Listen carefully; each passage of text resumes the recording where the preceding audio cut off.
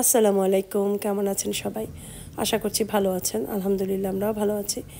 তো আম্মা আসবে সন্ধ্যার পরে আমাকে দেখতে, সেই জন্য আমি যেটা করছি সেটা হচ্ছে ডাল ভিজিয়ে রেখেছিলাম দুপুরের পরে, একটু পেঁয়াজও ভাজবো। তো ওই ডালটাকে ম্যাশ করে রাখবো। তো অলরেডি মাগরিবের আজান দিয়ে দিয়েছে, তো আমি আগে এটাকে একটু ম্যাশ করে রাখি। পেঁয়াজু বানাবো, আম্মা পেঁয়াজু খুব লাইক করে। তো আমার যেহেতু শরীরটা খারাপ, কিছু করতেও ইচ্ছা করছে না, তারপরও ভাবি যে আম্মা আসবে এত দূর থেকে, একটু পেঁয়াজু ভাজি, চা পেঁয়াজু এগুলোই খাবে। তো আম্মা আবার বাহিরের কিছু আনলেও বাহিরের খাবার খেতে চায় না।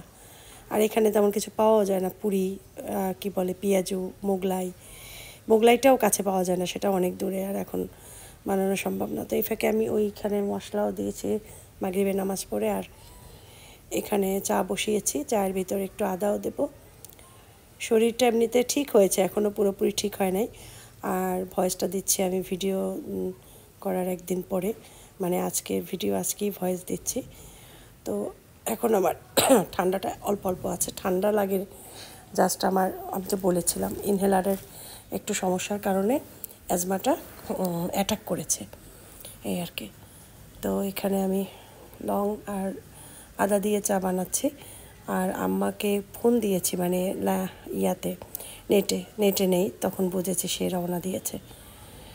তো আর কিছু ক্লিনও করতে পারি না, একদম এলোমেলো অবস্থা, বলে যে একটু ক্লিন করে ফেলি। ডালটা গতকালকের, খাওয়াই হয়নি আর, তো বলি যে ওয়াশ করে ফেলি, আর চুলাও একটু ক্লিন করে ফেলি। দেখা যায় ক্লিন না করলে চলে না। যতই অসুস্থ থাকি না কেন, ঘরের কাজ আসলে করতেই হয়, কাজ না করে উপায় নেই। বলে ঢেকি স্বর্গে যেও বাড়া বান্ধে, এরকম একটা কথা আছে। আসলে এই মহিলাদের কাজের কোনো দিন শেষ হয় না। ডিমগুলো পানি ওয়াশ করে তারপরে পানি ঝরিয়ে রেখেছিলাম, বক্সেই রাখতে পারিনি। এরকম হয়, দেখা যায় বক্সে রাখতে রাখতে অর্ধেক ডিম শেষ হয়ে যায়, বক্সটা পুরো ফুল করতেই পারি না। আর হাসি নিজে নিয়ে মাঝে মাঝে, বলি আয় হায়, এত কাজ করে এত আসে কেন আমি নিজেও জানি না। যাই হোক, চা বানিয়েছি, চা খাবো। আম্মার চাও বানিয়েছি, মনে করেছি যে এখন এসে পড়বে, দেখে যে না, আম্মুর কোনো আসার নামই নেই। তো বলি যে থাক, আসলে চা গরম করে দেওয়া যাবে, পেঁয়াজুটা চুলায় দিয়ে দিই, আস্তে আস্তে হয়তো হয়ে যাবে, গরম গরম খেতে পারবে। কারণ মাগরিবের পরপর চা না খেলে পরে কিন্তু চা খাওয়ার ওই এনার্জিটা থাকে না, আর ইচ্ছাও হয় না। আমি যেমন একদম মাগরিবের পরপর চাটা খেয়ে ফেলি। তো আমি বলি যে কয়েকটা পেঁয়াজও চুলায় দিয়ে তারপর টোস্ট দিয়ে চা খাবো। আমার টোস্ট দিয়ে চা দেখে অনেকে হয়তো বিরক্ত বোধ করে যে কি শুরু করে, এই প্রতিদিন টোস্ট খায় কতগুলা, এই সেই। আসলে না, আমার ভাজা পোড়াও খেতে ইচ্ছে হয় না, এটা না আসলে সত্যি কথা। যেটা আছে না, অনেকে একদম ভাজা পোড়া বা কিছু দেখলে ওয়াও, বা মানে খেতে মন চায়, বা আমার না এইগুলো কেন জানি আগের থেকেই অতটা ইন্টারেস্ট না। হ্যাঁ খাই, না করি না, দিলে খাই, কিন্তু অতটা যে খাওয়ার প্রতি আগ্রহ ওই রকমের না। ওই যে আগেও বলেছি আমি ভিডিওতে, মাঝে মাঝেই বলি যে কয়েকটা জিনিস যেমন আমার চা খাওয়ার সময় লাগবেই, হয় চিতই পিঠাটা, নয় একটু টোস্ট, এই টাইপের প্লেন খাবার একটু হলে একটু ভালো হয়। তো আসেফকে বললাম যে আসেফ তুমিও টোস্ট দিয়ে চা খাও, পেঁয়াজু হতে সময় লাগবে, খালি চা খেও না। আমি আবার কখনোই খালি চা খেতে দেই না, একদম কিছু একটা দিয়ে খেতে দেয়। আর টোস্টটা বেশি ভালো ছিল, অনেক মুচমুচে ছিল আর টেস্টি ছিল। তো আসেফ আব্বুকে বললাম যে এই টোস্টটা আর একবার এনো, এটা ভালোই লেগেছে, কোন বেকারির আমি জানি না, কিন্তু ভালোই লেগেছে।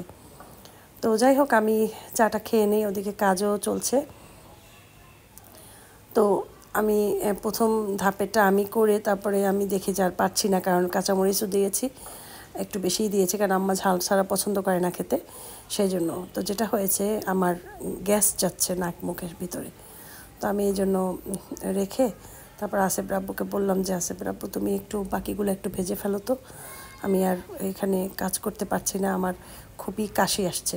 আর কাশি নিয়ে কিন্তু রান্নার কাছে যাওয়া ঠিক না, কারণ যেহেতু খাবার দাবারের একটা ব্যাপার থাকে, আর আমি কখনো যাইনি। আমার যতবার কাশি আসে আমি দেখা যায় মুখে মাস্ক পরে থাকি, বা একটু মুখে হাত দিয়ে রাখি, কাপড় দিয়ে রাখি কাশিটা দেওয়ার সময়, বা একটু দূরে সরে যাই। এটা আমি সবসময়ই করি। তো যাই হোক, এখন ক্লিনও কাজ চলছে, ক্লিনও করছি, এদিকে খাবারও রেডি করছি, কারণ দেখা যায় না তো অনেক জমে যায়। আর জমলে তখন অনেক হয়ে গেলে তখন মাথা গরম হয়ে যায়, আল্লাহ কোনটা রেখে কোনটা করব, রান্না করব নাকি এগুলো ধোয়া ওয়াশ করব না কি করব। এর মধ্যেই দেখে আম্মা চলে আসছে, ওই যে। তো তার হাতে দেখলাম ব্যাগটাগ, পরে দেখলাম যে আমার জন্য কলা নিয়ে আসছে, আমার জন্য আনে নাই, তার নাতিদের জন্য আনছে, ফ্রুটস ট্রুটস নিয়ে আসছে। তা আমি বলি যে এই হয়েছে, তুমি এগুলো কেন নিয়ে আসছো? বলে তুমি অসুস্থ। আমি বলছি তুমি আনছো, তোমার তো কষ্ট হয়েছে, আসতে দরকার ছিল কি?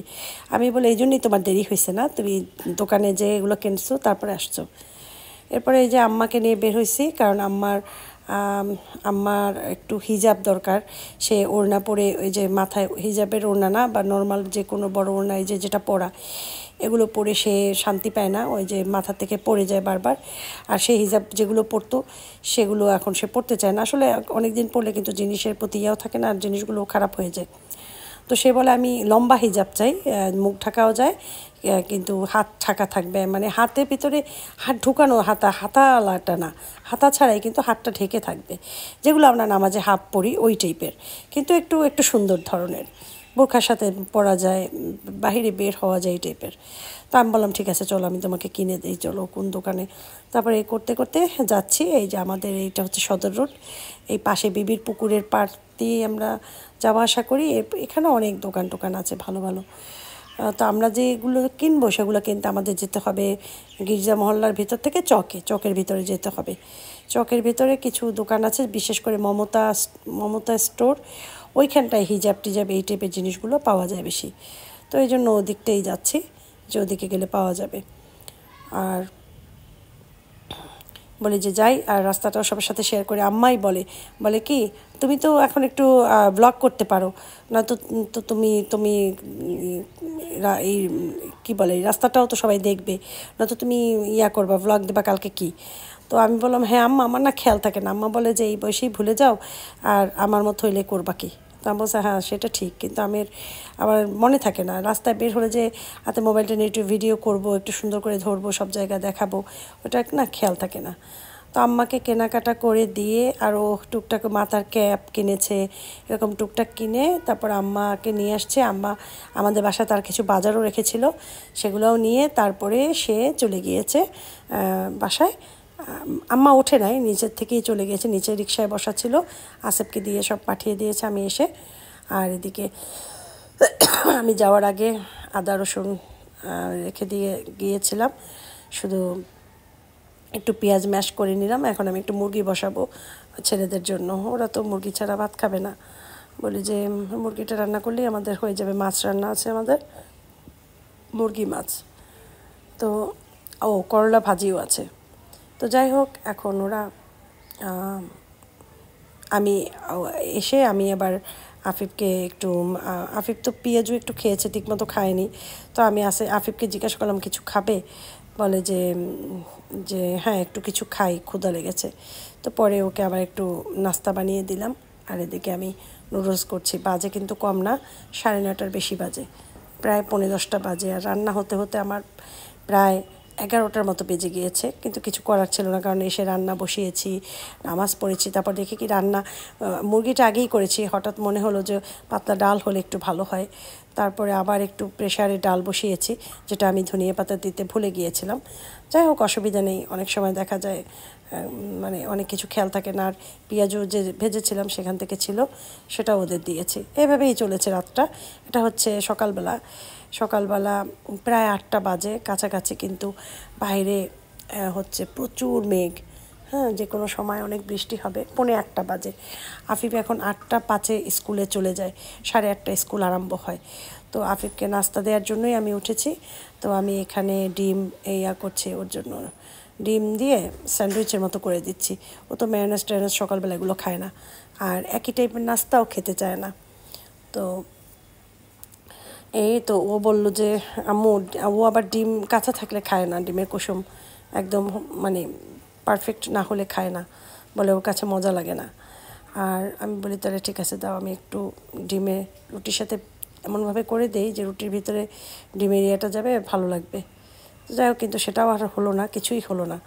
যাই হোক, এখন এইভাবে করে দিচ্ছি। তো আমার ছেলে বলে যে আম্মু আমি তো এই ব্রেড খাই না, মানে প্রথম স্লাইস যে ব্রেডটা থাকে ওটার পিঠটা আটকানো থাকে, ওইটা খায় না আমার বাচ্চারা কেউ। তো আমি বলি সমস্যা নেই, আমি জাদু দিয়ে দেবো, জাদু দিয়ে ওটা আর থাকবে না।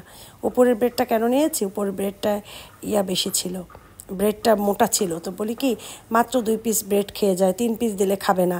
তো আমি চিন্তা করলাম যে ঠিকমতো না খেলে তো সেই 12:30 পৌনে 1 পর্যন্ত স্কুলে থাকবে। যদিও টিফিন খায় স্কুলে, মানে আমি কিনে মানে বাসার থেকে দেই না, চিপস টিপস এগুলো কিনে খায় প্রতিদিনই। চিপস লেসটা কিনে খায়, লেসটা পছন্দ করে,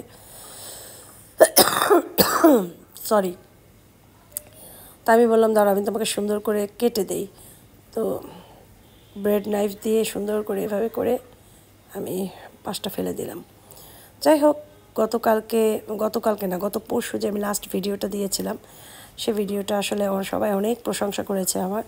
থ্যাংক ইউ সো মাচ সবাইকে। আমি যদিও রিপ্লাই দিয়েছি যতটুকু পেরেছি, যেহেতু শরীরটাও ভালো না, তারপরও সবাই এত ভালোবাসা দেয় যে কষ্ট হলেও একটু ভিডিও তৈরি করি।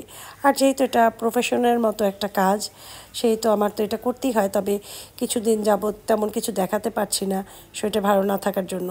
কয়েকটা জিনিস দেখাবো ভাবছি, রেসিপি সহকারে, যেটা আমাদের হলে ভালো হয়, আমাদের বাচ্চাদের স্কুলের টিফিনের জন্য হোক, বিকেলের নাস্তার জন্য হোক, হরহামেশা হোক, এটা খাওয়া যাবে। তো সেই রেসিপি ইনশাল্লাহ আমি খুব শীঘ্রই শেয়ার করবো, ইনশাল্লাহ। তো অনেক সময় দেখা যায় আমি যেটা বলি পরে সেটা করাই হয় না, সেই জন্য আমি আল্লাহকে বলি যে আল্লাহ আমাকে মনে করিয়ে দিও, আর আমি যেন সেই কাজগুলো করতে পারি যেগুলো আমার ইচ্ছা করতে চাই এরকম। আর আকাশের অবস্থা খুবই খারাপ, এরকম মেঘ। তো ভাবি যে আফিফ স্কুলে যাবে, বৃষ্টি না নামে। বৃষ্টি নামলে তো দেখা যাবে একটু হলেও ভিজে যাবে। বলে বলে দিই প্রতিদিনই যে বাসার নিচ থেকেই রিক্সা নিবা, হ্যাঁ ছাতা দিয়ে দিই সাথে, যে ছাতাটা বৃষ্টি যদি হঠাৎ দেখো চলে আসে ছাতা নিয়ে নিবা। তো তারপরও হয় কি বৃষ্টিতে ভিজলে তো ঠান্ডা লেগে যাবে, আর ঠান্ডা লাগলে যে কত দিন পর্যন্ত দেখা যাবে পড়াশোনা করতে কষ্ট হবে, এই সেই এরকমের। তো ও চলে গেলে পর দেখা যাবে 1-2 ঘন্টা আবার ঘুমাবো, ঘুম থেকে উঠে তারপরে দেখা যায় তাড়াহুড়ো লেগে যায় রান্না নিয়ে। যেদিন রান্না একটু করা থাকে ফ্রিজে, সেদিন তো একটু ঝামেলা কম থাকে। এখন থেকে চিন্তা করছি যদি দিনে রান্নাও করে রাতে একদম পুরোপুরি রেডি করে রাখবো, আর 5-6 দিনের সবজি কিনে বাজার করে যদি সব কিছু ফিটফাট করে রাখা হয়, তখন কিন্তু আর একটু কষ্ট কম হয়। সেটাই চেষ্টা করবো এখন থেকে, ভ্লগগুলো একটু অন্যরকম করার চেষ্টা করব, যদিও পারি না সব সময়, এত কাজের চাপ থাকে। আমাকে অনেকেই বলেছো যে আপু একটা কাজের মানুষ রেখে নাও পার্মানেন্ট, এই সেই। আসলে আমার প্রতিদিনের ভিডিও দেখলে আসলে বুঝতে পারতাম ব্যাপারটা।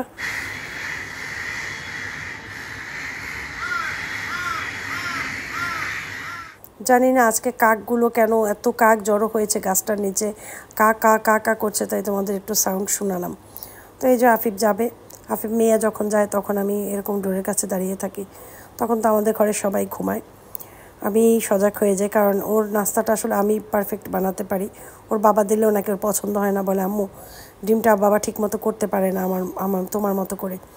যাই হোক, সেজন্য আমারই দিলে ভালো হয় বেশি, সেজন্য আমি কষ্ট হলেও আমি আমার ছেলেদের খাবারের জিনিসটা ঠিক রাখার চেষ্টা করি যাতে একটু পেট ভরে খেতে পারে।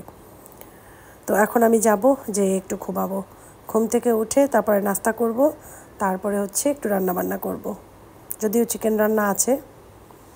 তো ঘুম থেকে ওঠার পরে নাস্তা নিলাম, ব্রেড, কলা আর চা, এটাই খাবো। সবসময় দুপুরবেলা খাই না, যেদিন একটু দেরিতে নাস্তা টাস্তা করি, ক্ষুধা না লাগলে আর দুপুরে খাই না।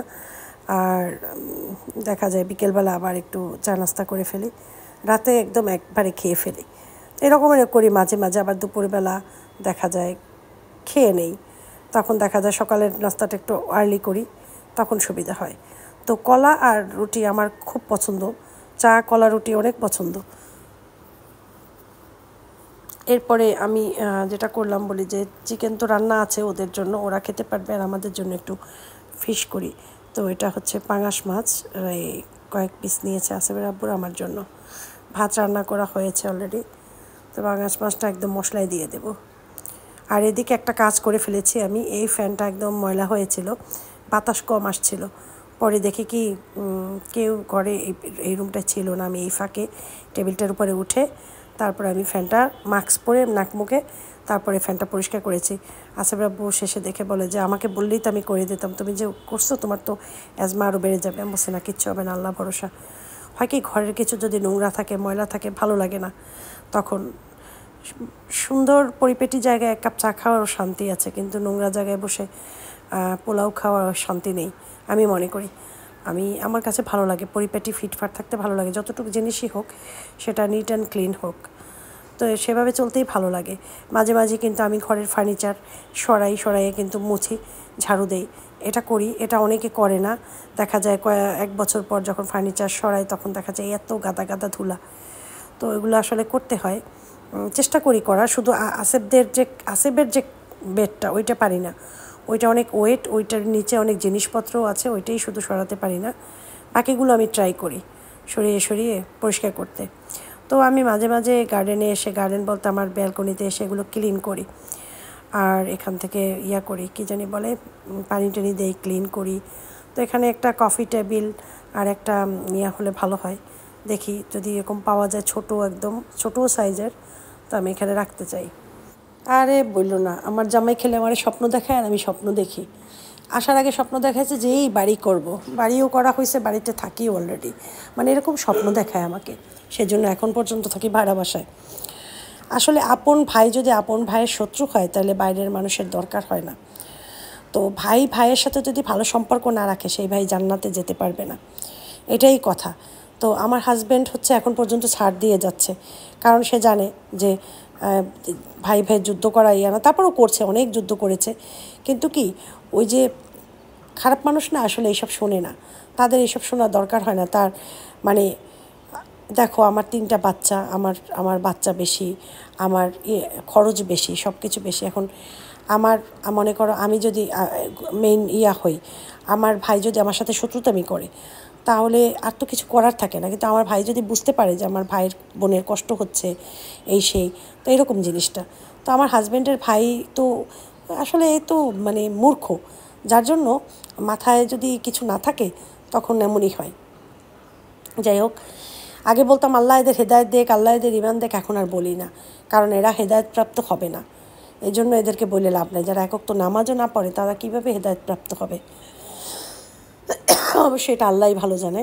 তাও আমি এখন আর বলি না, আগেও বলি না, কারণ হচ্ছে আমি কষ্ট পাচ্ছি, আমি দেশে আসছি, আমার অথচ সামান্য একটু আমাদের জায়গাটা আমাদের দিয়ে দিলে আমার সব শেষ হয়ে যায়, কিন্তু দিবে না। পেছনে কিছু আমার আছে, ঘর আছে, গোডাউন আছে, তো ওগুলার টাকা সে খাচ্ছে। এখন জায়গা যদি পুরো করতে যায় তাহলে তো পেছনেরটা খেতে পারবে না, এখন যতদিন খেতে পারে আর কি, সেখান থেকেও বেশ ভালো একটা অ্যামাউন্ট আসে, যেটা ফেলতেছে প্রতিটা মুহূর্ত খেয়ে ফেলতেছে, মানে প্রতি মাসে। অথচ দেখো আমরা সে কীভাবে ভুক্তভোগী হচ্ছে দেশে এসেও। তারপরে ভাইয়ের জন্য, বোনের জন্য কী না করছে। কিন্তু আসলে কি, যারা বেশি করে তারা জীবনে কিছু পায় না, এটা হচ্ছে সত্য বাস্তবতা। তো মাঝে মাঝে বাস্তবতা 2-1টা বলি, কারণ এটার থেকে আরও 5জন মানুষ জানি 5টা জিনিস শিখতে পারে। আপন ভাই বোনকেও এইভাবে ট্রাস্ট করতে হয় না সম্পত্তি দিয়ে, বিশেষ করে, কারণ একসময় না একসময় ধোঁকাদারি করবেই, বিশেষ করে যারা বাহিরে থাকে তাদের সাথে বেশি হয় এই জিনিসটা। তো আসলে খারাপ মানুষ না সহজে ভালো হয় না, খুব কম, ঠিক আছে। আর যাদের ভিতরে আল্লাহর কম তারা তো আরও। আর কিছু মানুষ আছে কিন্তু করে, জাদুটোনা করে, তাবিজ করে, এই ধরনের মানুষ আছে অনেক। তো এইসব মানুষের জীবনে কোনো দিন ভালো কিছু হবে না, কারণ যারা কুফরি কালাম করে তারা তো কোনো দিন ভেস্তে যেতে পারবে না, যারা মানুষের ক্ষতি করে আমাকে অনেকেই বলেছিল, বা আপু তোমার বাচ্চাটাকে একটু ভালোভাবে ট্রিটমেন্ট করো, দেখো ওকে তাবিজ টাবিজ করছে কিনা। কিন্তু আমি দেখাইনি, আমি ডাক্তারই দেখাইছি। যাই হোক, আল্লাহ ভরসা, আমি আল্লাহর উপর ভরসা রেখেছি। আল্লাহই সব কিছুর মালিক, সব কিছু আল্লাহ দেখবে। তো আমাদের যারা ক্ষতি করেছে তাদেরকেও আল্লাহ দেখবে। আমরা পারবো হয়তো কেস করতে পারবো, পুলিশ করতে পারবো, এগুলো পারবো, আর তো বাকিটা তো পারবো না, তাই না? সেটা আল্লাহই দেখবে।